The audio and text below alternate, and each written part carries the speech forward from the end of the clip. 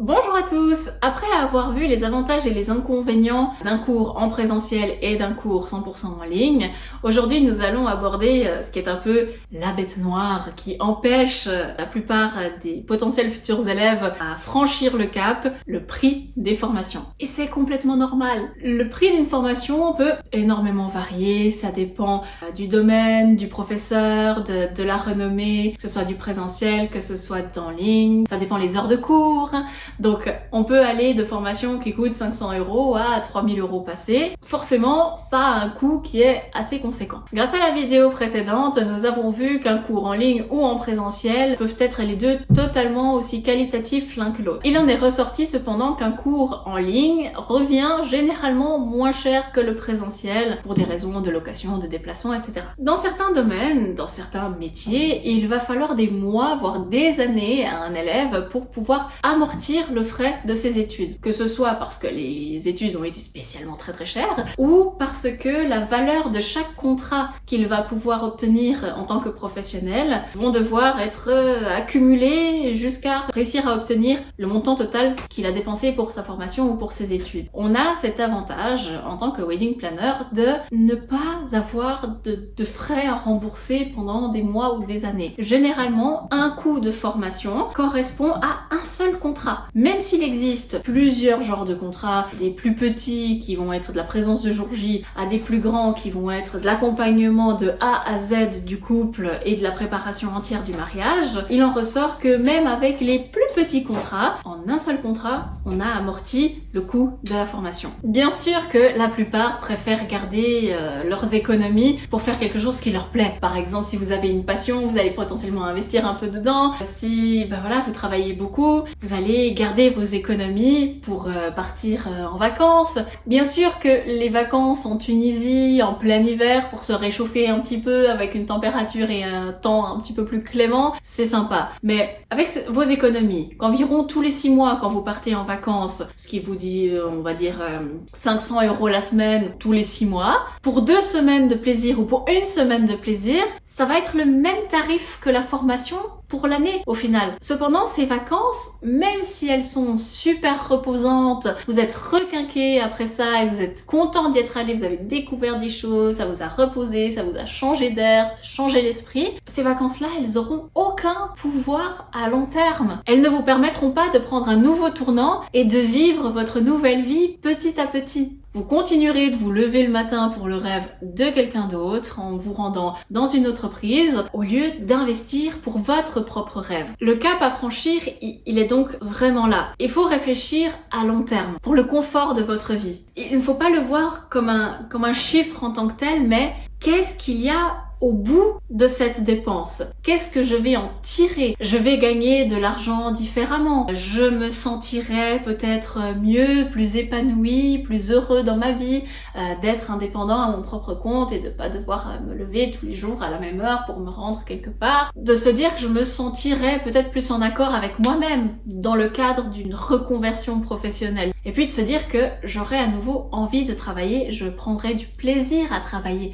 Ça, c'est quelque chose qui est super important. Il ne faut vraiment pas associer le prix d'une formation à un prix matériel, mais plutôt sur un investissement de changement de vie actuelle. Les formations sont donc un programme dans lequel, au bout, vous aurez un nouveau but et des clés en main pour y parvenir. C'est ça le but d'une formation. Pouvoir y parvenir en ayant les clés en main. Il y en a peut-être qui vont être très culottés et qui vont se dire non mais c'est tout bon wedding planner, organiser un mariage, y a pas besoin de se former, ou de se dire ah mais moi j'ai organisé mon propre mariage, c'est bon, je sais, j'ai aimé, j'ai bien géré, je peux me lancer comme ça, je me fais un site internet, je m'annonce en tant que wedding planner auprès des autres. J'ai envie de dire que c'est faisable avec beaucoup de culot et j'espère que la personne s'était très bien renseignée avant de faire son propre mariage et de s'estimer apte à commencer comme ça et de s'afficher en tant que professionnel dans le métier.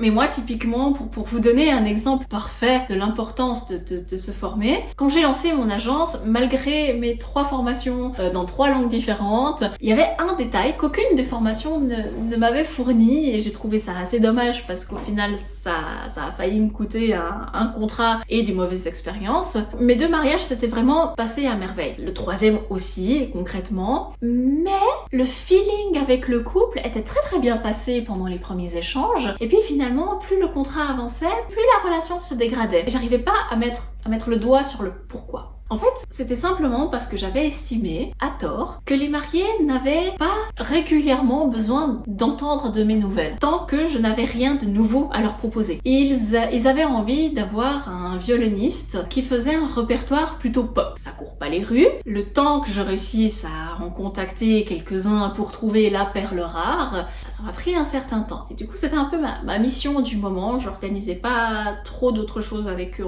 à ce moment-là. Ça me prenait un certain temps pour revenir vers eux pour leur dire écoutez, je vous ai trouvé une personne, je vous ai trouvé 2-3 personnes, hop, choisissez celui que vous préférez. Je faisais la morte pendant ce temps-là, et tout à coup, 1 mois et demi après, j'arrivais et je leur disais c'est bon, j'ai trouvé. Entre deux, pendant tout ce mois et demi, j'ai travaillé pour eux sur d'autres choses que j'avais déjà les accords, etc., mais je leur donnais pas de nouvelles parce que je travaillais de mon côté et je voulais arriver vers eux avec un peu pas le travail final, bien sûr, mais un entre-deux. Et je me suis rendu compte que l'erreur était là. Il faut nourrir les mariés de ce que vous êtes en train de faire pour leur montrer, que vous n'êtes pas en train de vous ennuyer dans votre coin et que vous continuez à travailler pour eux, et qu'ils se sentent rassurés. Ils vont verser une certaine somme à la wedding planner pour qu'elle s'occupe du mariage. Il faut pas qu'ils aient justement cette sensation, ce sentiment qu'elle fiche rien. Même si moi, mon violoniste, pour en trouver un, j'en ai contacté près de 60. J'ai fait le tour du pays. Mais en fait, je ne leur ai pas informé que j'étais à tant de violonistes contactés. Je leur ai pas montré un exemple d'un que j'ai trouvé qui pourrait leur correspondre, même s'il n'était pas trop pop. J'aurais dû, en fait, alimenter la discussion en leur disant voilà, alors cette semaine, j'en ai contacté tant. Il y a lui, par exemple, c'est pas vraiment votre modèle, mais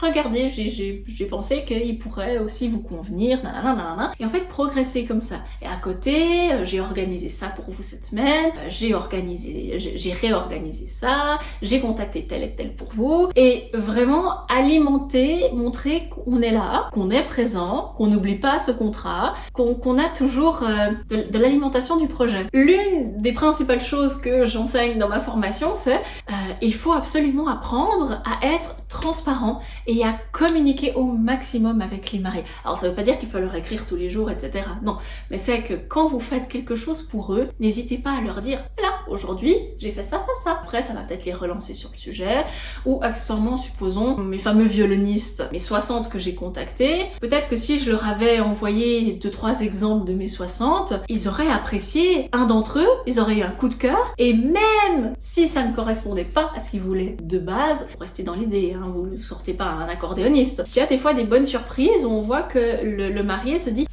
que les mariés se disent ah ouais, ben ça en fait c'est pas mal, alors écoutez, on va prendre ça, on aime bien. Parce que des fois ils sont focus sur quelque chose en particulier sans ouvrir leurs horizons et se dire qu'il y a d'autres choses également qui sont possibles. Et quand on leur propose des choses qui ne correspondent pas à 100% avec ce qu'ils aimeraient, des fois ça ouvre simplement leurs horizons. Ils se disent mais ça c'est pas trop mal non plus. Qui m'aurait empêché peut-être d'en chercher 40 autres derrière. C'est toujours bénéfique de parler avec les mariés et d'être 100% transparent. C'était une toute petite anecdote, mais qui faisait qu'au final, ma relation avec ce couple s'était vraiment détériorée parce que j'avais pas réussi à comprendre quel était le besoin du couple. Et c'est typiquement dans ce genre de petits détails-là qu'en se formant, on a vraiment toutes les armes qui sont avec nous pour éviter ce genre de petits soucis et de tracas. S'il vous reste une question que vous aimeriez me partager, soit en commentaire, soit je vous rappelle que vous avez toujours l'option de m'appeler 30 minutes pour un coaching gratuit avec le lien qui est dans la description.